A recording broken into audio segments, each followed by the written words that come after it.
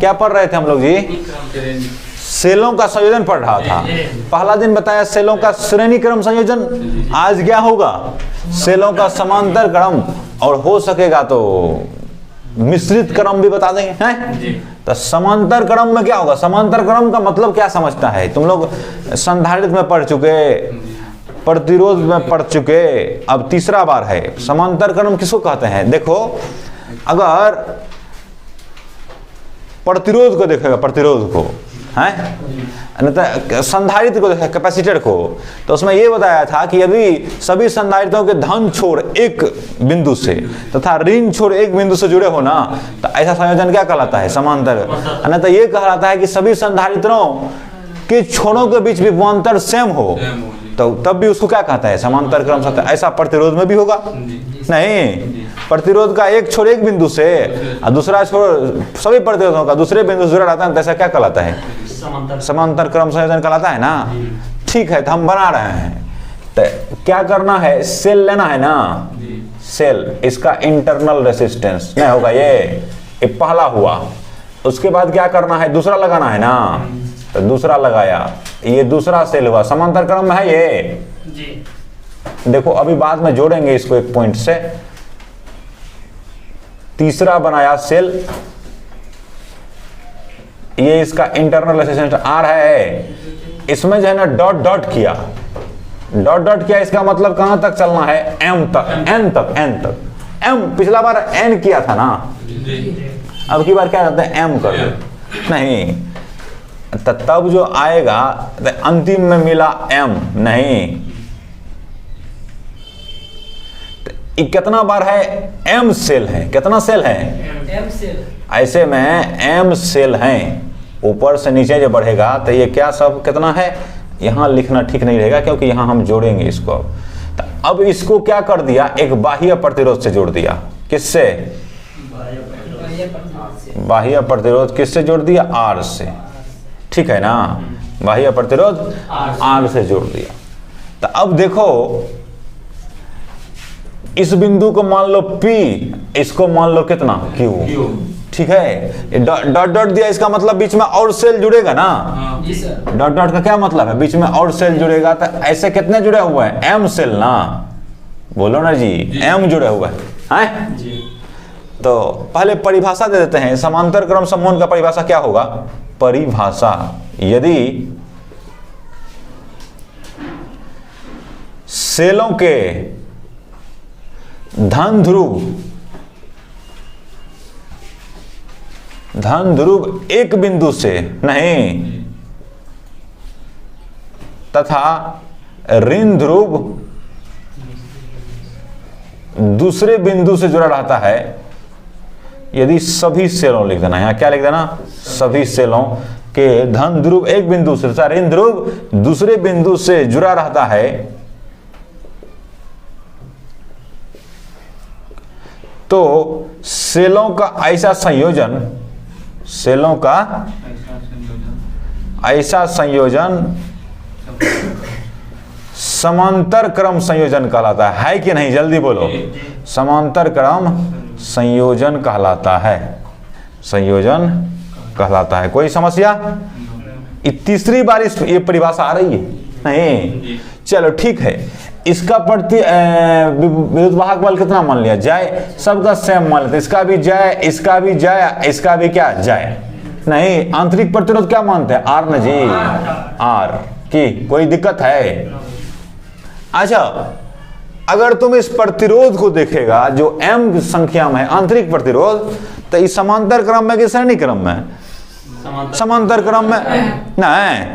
तो चूंकि हम लिख सकते हैं, चूंकि आर ओम वाला नहीं, ओम वाला एम प्रतिरोध, कितना प्रतिरोध है? एम प्रतिरोध। एम प्रतिरोध समांतर क्रम में जुड़ा है। किस में जुड़ा है? समांतर क्रम में जुड़ा है, माने संयोजित है।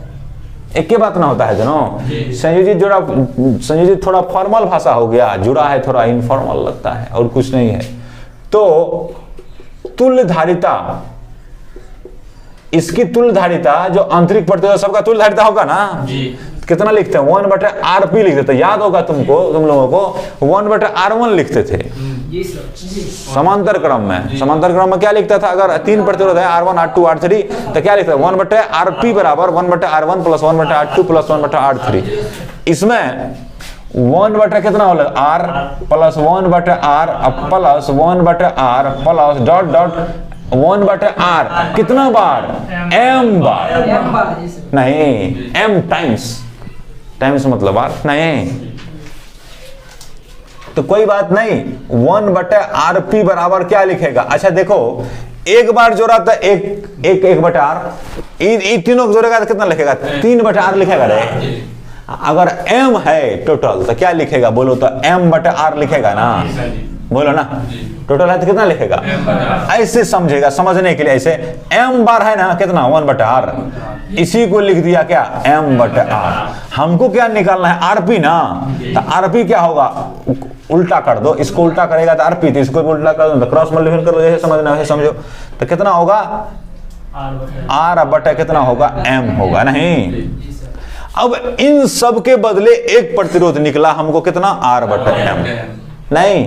वहां बताया था समांतर क्रम में कि तुल्यधारिता जो है सबसे छोटा से भी क्या होता है, छोटा होता है, जो कि दिख रहा है अभी नहीं। R में कितना से भागा लग गया, M से, जितना से लगा उससे भी भागा लग गया, तुम्हारा छोटा ना हो गया ये, जितना अधिक से भागा लगा 50 होगा तो R/50 ना हो गया, अकेले का R है और तुल कितना निकल गया R/50, ठीक है।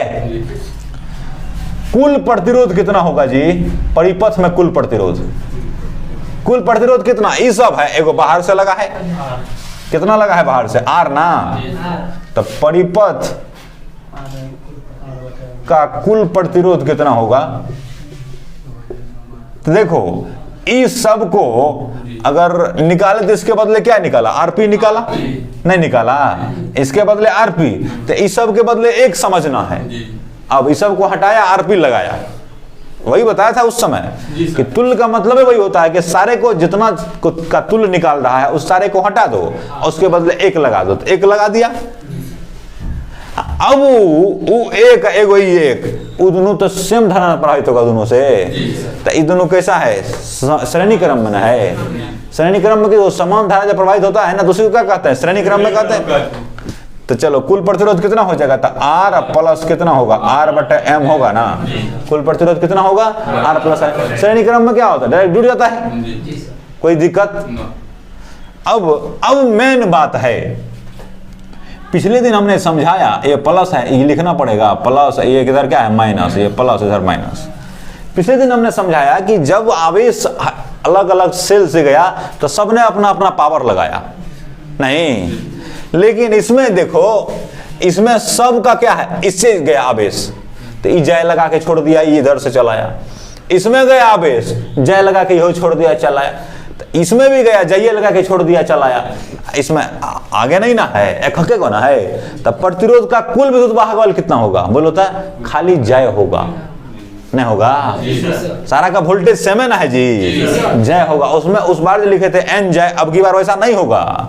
क्यों नहीं होगा, क्योंकि अलग अलग है सब नहीं, तो कुल विद्युत वाहक बल कितना होगा है, तो परिपथ में कुल विद्युत वाहक बल कितना होगा, कुल विद्युत वाहक बल बराबर कितना होगा जय ना, तो धारा कितना होगा परिपथ में धारा, तो क्या होगा विद्युत वाहक बल बटा प्रतिरोध ना, धारा I बराबर विद्युत वाहक बल बटा कितना प्रतिरोध, जल्दी बोलो, तो I बराबर कितना होगा जय बटे बड़का R ना, बाह्य प्रतिरोध प्लस कितना R/M, बस यही होगा। इसको कभी कभी ऐसे करके लिखते हैं, सुनो, तो इसको आगे बढ़ाया I बराबर लिखेगा, एलसीएम ले लेगा ना, इसको एलसीएम ले लेगा तो कितना होगा जल्दी बोलो, ऊपर लिखते हैं ठीक है ना, तो I बराबर लिखेगा एलसीएम लेगा तो जय बटे कितना होगा M होगा एलसीएम, यहाँ M मर्तबा कटेगा तो यहाँ कितना होगा MR ना, एम आर प्लस आर ना होगा, इसको ऊपर कर देगा तो आई बराबर कितना होगा एम जय अब बटा कितना एम आर प्लस कितना होगा आर होगा ही ना होगा जी एम जय। ये भी लिखा जाता है, इस तरह से भी तुमको मिल जाएगा। तो इसका मतलब क्या है, ये किसका है, वहां श्रेणी क्रम में क्या था उससे कंफ्यूज नहीं होना है। श्रेणी क्रम में क्या था बोलो कोई आदमी, श्रेणी क्रम में क्या था आई बराबर एन जय but N R plus R था, नहीं था, क्या था एन आर प्लस आर था है? तो उसमें क्या था कि आर में एन लगा हुआ था, इसमें मैंने छटका आर में आंतरिक प्रतिरोध में लगा है। कंफ्यूजन हो लगेगा तो सेम है, लेकिन सेम नहीं है, यही ध्यान रखना है क्या कि यहाँ क्या है छटका आर में जो आंतरिक प्रतिरोध में एन लगा है, इसमें किसमें श्रेणी क्रम में, समांतर क्रम में क्या है बढ़ के आर में एम लगा हुआ है। नहीं रुको इसका परिभाषा अति यार नहीं विस्तार नहीं किया इसको, हाँ ये सब कहाँ लिखा ना है, देखो थोड़ा सा लिख देना चाहिए। अब माना जय विद्युत वाहक वाला जय विद्युत वाहक बल वाले एम सेल ना है जिसमें प्रत्येक का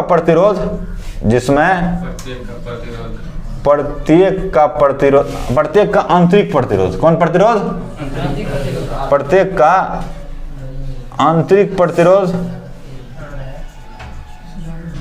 आर है ना को एक बाह्य प्रतिरोध कितना बोलो जल्दी से बड़ा आर से जोड़ा गया है ना, जैसा कि जोड़ा गया है, जैसा चित्र में प्रदर्शित है, नहीं जैसा चित्र में प्रदर्शित है, बस हो गया, इतना लिख दिया ना, हो गया जैसा चित्र में प्रदर्शित है, अब हो गया। पिछला दिन हमने श्रेणी क्रम जब भी पढ़ाया ना था उसमें केस लिया था, 2 केस लिया था, याद होगा। इसमें भी ऐसा करेंगे तो हम क्या करते हैं केस 1 लेते हैं, इसको हिंदी में स्थिति 1 कहेगा, क्या कहेगा स्थिति 1।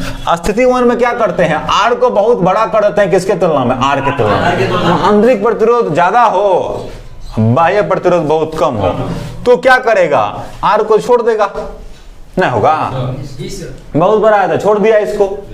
तो यदि ऐसा लिखेगा यदि आर बहुत बड़ा हो, ग्रेटर देन है ना, बहुत बड़ा हो तो आर की उपेक्षा की जा सकती है, नहीं वास्तव में एम आर लिख देते हैं ना, एम आर आया है ना, एम आर की उपेक्षा की जा सकती है। कोई दिक्कत, इसलिए धारा आई बराबर तब कितना लिखेगा एम जाई ना है जी बट आर एम आर ना प्लस आर, तो इसको तो हटाइए देगा, उपेक्षा करने का मतलब हटा देना इसको, तो तब क्या लिखेगा बोलो एम जाया बटे कितना आर ना, तो बराबर एम इंटू कितना होगा जय बटे आर ना होगा। इसका क्या मतलब हुआ कि बाह्य परिपथ में हम इसमें जो धारा लेंगे इसमें धारा लेंगे वो क्या होगा, एक सेल से प्रतिरोध है, एक जय बटे आर क्या है एक सेल से ना, जैसे आई बराबर पिछले दिन हमने कहा था जय बटे कितना होता है आर प्लस आर, ये है आर खत्म हो गया तो ये एक सेल से ना हुआ, तो एक सेल से प्रवाहित धारा कितना होता है एम गुना होता है ना है। जब क्या लिखा जाए आर बहुत बड़ा होता है आर के तुलना में, तो बाह्य परिपथ में प्रवाहित धारा ना, बाह्य परिपथ में प्रवाहित धारा नहीं, बाह्य परिपथ में प्रवाहित धारा क्या होता है बोलो, एक सेल से प्रवाहित धारा का m गुना होता है, एक सेल से प्रवाहित धारा का m गुना होता है, धारा का m गुना। कोनो दिक्कत बोलो नहीं ना। अब केस 2 लेते हैं, क्या करते हैं केस 2, तो केस 2 में क्या होगा स्थिति 2, क्या होगा केस 2 में? जब उल्टा कर देते हैं, आर बहुत बड़ा हो किसके तुलना में? आर के तुलना में, तो क्या कर सकता है बोलो ना? आर की उपेक्षा की जा सकती है? नहीं, आर की उपेक्षा की जा सकती है। मतलब इसलिए धारा आई बराबर तब लिखिएगा, धारा आई बराबर कितना लिखते हैं? एम जाए अब बटे कितना? एम आर प्लस आर, तो ई आर को तो छोड़ देगा, तो आई बराबर तब कितना हो जाएगा? तो आई बराबर उस समय हो जाएगा, नहीं, आई बराबर क्या हो जाएगा? एम जाई अब बटे कितना? एम आर ना, कैपिटल आर, नहीं, आई बराबर कितना होगा? जाए बटे आर। ठीक है सर, वहाँ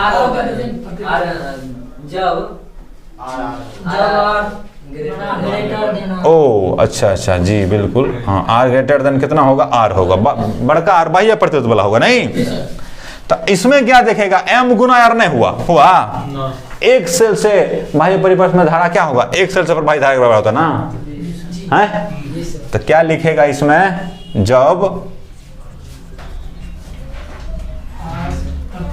बाह्य प्रतिरोध, नहीं, बाह्य प्रतिरोध आंतरिक तुलना, बाह्य प्रतिरोध न होगा, बाह्य प्रतिरोध आर नहीं, आंतरिक प्रतिरोध स्मॉल आर, आंतरिक प्रतिरोध स्मॉल आर की तुलना में बहुत अधिक हो कि नहीं, की तुलना में बहुत अधिक हो तो बाह्य परिपथ से प्रवाहित धारा अधिक हो तो बाह्य परिपथ से प्रवाहित धारा नहीं, धारा एक सेल से प्रवाहित धारा क्या होता है? बराबर होता है। देखो ना, आई बराबर कितना है? जाए बटा आर है ना, एक सेल से प्रवाहित धारा के बराबर होता है। समझ में आ गया होगा?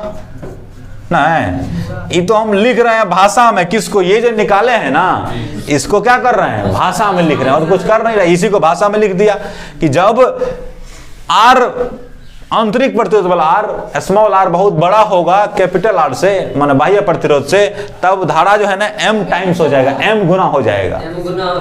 और जब बाह्य प्रतिरोध बहुत बड़ा होगा, आंतरिक प्रतिरोध नगण्य वाला होगा, तब क्या होगा? एक सेल से प्रवाहित धारा के बराबर होगा। नहीं, होना भी चाहिए। देखो ऐसा है ना कि आर इसको तो छोड़िए दिया, हटाइए दिया, खत्म कर रहा है, तो बच गया जाए, तारे ठो बचा कि सब में ई जो है ना पूरा का कितना होगा? जाइए ना होगा सबका, तो जाइए होगा, तो जाए ये प्रतिरोध आ रहे हैं तो जय बटा रहे ना होना चाहिए। नहीं समझे?